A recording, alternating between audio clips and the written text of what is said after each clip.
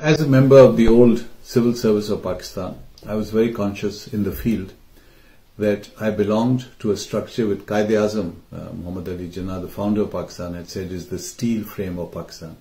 Now today that steel frame has been shaken, perhaps shattered, perhaps like Humpty Dumpty, never to be put together again. But without a strong civil service structure, a police structure, a foreign service structure, Pakistan's structure cannot function. Three things are absolutely essential for any service structure. And good governance. We hear the word good governance. This is what it is.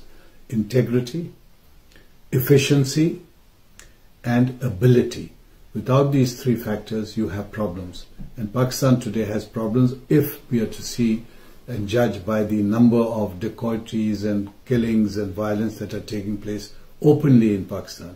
It's almost open. No, there's no check. In fact, sometimes the police are involved in these activities because they don't have a check. Therefore, it's critical for Imran Khan, the government of Pakistan, to reform the administrative structure and do that on a priority basis and think about the reforms, not just patchwork, not just remove the DIG or the Chief Secretary and everything will fall in place. They won't. And remember, all this is derived from the Quran Sharif itself.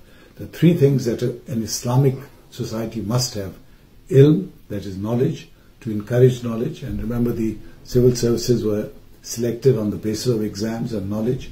Number two, ihsan, that is compassion, to be kind to the people. And we were taught always to think of service. How do you provide service to the ordinary people, not to be their lords and masters?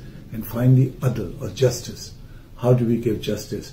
Today, you will hear Pakistanis complaining that there are none of these three things available from the services of Pakistan.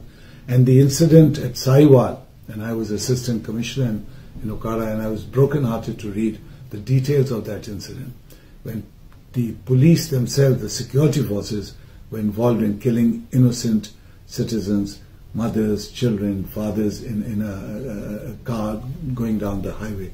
How could this be happening when we have a much vaunted structure? The tragedy is that Afghanistan did not have a structure like this. We had one in 1947. The tragedy is that in the meantime, we have destroyed it and finished it. Afghanistan remains chaotic because they don't have a structure, and we are now seemingly heading that way. So before we go over the brink, it is time to stop, pull back, and begin to recreate a structure which works.